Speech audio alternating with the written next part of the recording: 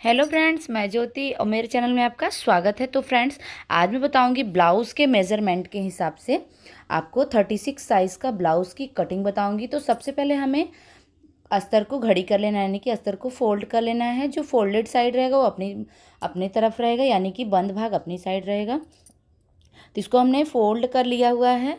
और जिस साइड पहले छोटा अस्तर हो उस साइड ना घड़ी कीजिए, जिस साइड बड़ा हो उस साइड घड़ी कीजिए, अगर आपको लंबाई अच्छी चाहिए तो इधर हमने ब्लाउज़ का सबसे पहले लंबाई लिया, पीछे साइड से हमें लंबाई लेना है। तो 15.5 है ब्लाउज़ का लंबाई, एक्स्ट्रा ही लेना है हमें। और उसके बाद में अब हमें लेना है चेस्ट का मार्जिन। 14 पे ब्लाउज़ की फिटिंग है, यानी कि ब्लाउज़ रेडी है सिलाई करके, तो इसके लिए मैंने थोड़ा सा एक्स्ट्रा ही लिया हुआ है। और उसके बाद में अब हमें लेना है बैक साइड का। बैक साइड तो मैंने ले लिया, वो फ्रंट साइड हमें ब्लाउज का मार्जिन लेना है। और 6 इंच का शोल्डर रखना है। तो 15.5 हमने फ्रंट साइड में ली, 15.5 हमने बैक में लिया, और 16 इंच हमें फ्रंट में लेना है, आधा इंच हमें एक्स्ट्रा ही लेना है। और 6 इंच का हमें शोल्डर लेना है, और आर्म होल भी हमें 6 इंच का लेना है। तो दोनों मैंने 6-6 इंच ले लिया हुआ है। अब इसके बाद में चेस्ट का लेना है, चेस्ट का चौथाई भाग। तो ये थोड़ा ब्लाउज़ ढीला है, 9.5 का है, 38 साइज़ का है, बट ऐसा नहीं करना है, हमें लेना है 36 साइज़ का ब्लाउज़ बनाना है। तो इधर हमने 9 में मार्जिन रख लिया। उसके बाद में 2 इंच हमें एक्स्ट्रा लेना है फिटिंग के लिए। और इस तरफ भी हमें इसी तरीके से कर देना है, क्योंकि ये बैक साइड है तो बैक साइड में इसी तरीके से हमें कर देना है। उसके बाद में 1.5 इंच का हमें आर्म होल की गोलाई देनी है, और इधर देना है हमें 1.25 इंच का। और इस तरीके से हमें गोल शेप में बना देना है। तो इधर हमने गोल बना दिया हुआ है। बैक साइड में भी हमें इसी तरीके से बना लेना है। ये गोलाई बराबर तरीके से होनी चाहिए, अच्छी वाली होनी चाहिए, ताकि थोड़ी से भी फुलान ना आए, इसमें आप ध्यान दीजिएगा। और फिर उसके बाद में अब हमें वेस्ट लेना है, यानी कि कमर का माप लेना है। तो इधर हम कमर का भी माप ले लेंगे। तो कमर है कितना है, कमर है 8.5 का। तो 8.5 पे हम इधर मार्जिन कर लेंगे। और फिर उसके बाद में आधा इंच प्लेट का लेंगे, और 2 इंच हम एक्स्ट्रा लेंगे फिटिंग के लिए, और इधर सीधी लाइन ड्रॉ कर देंगे। और फिर उसके बाद में इसी तरीके से हमें फ्रंट साइड में भी कर लेना है। 8.5 का कमर लेना है, और आधा इंच प्लेट के लिए लेना है। और उसके बाद में 2 इंच हमें एक्स्ट्रा लेना है फिटिंग के लिए। और इधर मार्किंग करते हुए हमें सीधी लाइन ड्रॉ कर देनी। पहले हमें इधर से थोड़ा सा सीधी लाइन ड्रॉ करनी है, क्योंकि 16 इंच यहाँ पे ही आ रहा है। और फिर उसके बाद में डायरेक्ट हमने इधर मार्जिन ले लिया पीछे आगे, और सीधे लाइन ड्रॉ कर दिया हुआ है।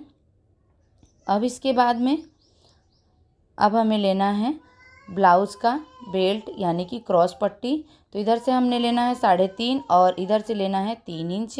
और इस तरीके से आधा इंच का तिर्यक करते हुए, यानी कि गोल करते हुए हमें इसको क्रॉस पट्टी को भी तैयार कर लेना है। तो आप देख सकते हो इधर हमने क्रॉस पट्टी को तैयार कर लिया हुआ है।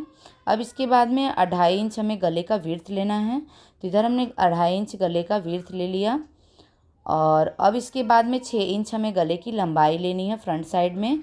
आप अपने अकॉर्डिंग लीजिएगा, जिस अकॉर्डिंग आपका ब्लाउज़ का गले का लेंथ हो फ्रंट साइड का, उस अकॉर्डिंग लीजिएगा। तो इधर हमने देख सकते हो आप लोग गले का लंबाई भी ले लिया। गला पूरा तैयार पे 8 इंच है, तो इधर हमने 6 पे लिया हुआ है। अगर सिलाई करते टाइम थोड़ा छोटा पड़ेगा तो इसको हम थोड़ा सा और कटिंग कर लेंगे। तो इधर हमने 6 पे गले का लंबाई ले लिया, क्योंकि ब्लाउज़ ढीला है तो गला भी थोड़ा इधर उधर बैठेगा नहीं, तो इसके लिए हमने इसको 6 पे लिया हुआ है। और इसके बाद में अब हमें गले का शेप दे देना है। गोल राउंड हमने गले का शेप दे दिया हुआ है। अगर हम 9 पे बनाएंगे, यानी कि 9 पे फिटिंग करेंगे, तो गला 6 ही इंच बराबर है।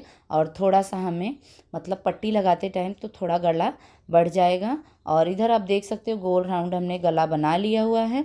अब इसके बाद में अब हमें ब्लाउज़ की कटिंग कर लेनी है। तो सबसे पहले मैं यहाँ पे ये ब्लाउज़ 16 इंच है, तो यहाँ से हम इसको कट करके निकाल देंगे। क्रॉस पट्टी को हमने कट करके निकाल दिया, बेल्ट को हमने कट करके निकाल दिया हुआ है। इसी तरीके से हमें सभी भाग को कटिंग कर लेना है। बहुत ही सरल तरीका हमने आपको बताया हुआ है, तो आप एक बार में ही सीख सकते हो। उसके बाद में बेल्ट निकालने के बाद में अब हमें गले का भी कटिंग कर लेना है। तो इधर आप देख सकते हो गले का भी हमने कटिंग कर दिया, और फ्रंट साइड को भी हमें इसी तरीके से कट करके निकाल देना है। फ्रंट पार्ट को भी हमने कट करके निकाल दिया। अब इसके बाद में इसी तरीके से हमें बैक पार्ट को भी निकाल देना है। तो जो बीच में जॉइंट था उसको भी हमने कट करके निकाल दिया। अब इसके बाद में बैक पार्ट को भी हमें कट करके निकाल देना है।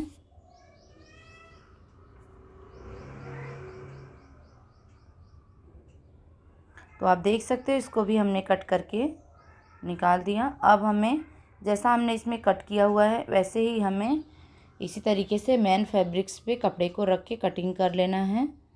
तो जो मेन फैब्रिक्स है उस पर भी हमें रख के इसी तरीके से कटिंग कर लेना है। सबसे पहले हमें यहाँ पे टक्स लगा लेने हैं। तो टक्स मैं इधर लगाऊंगी 4 इंच पे।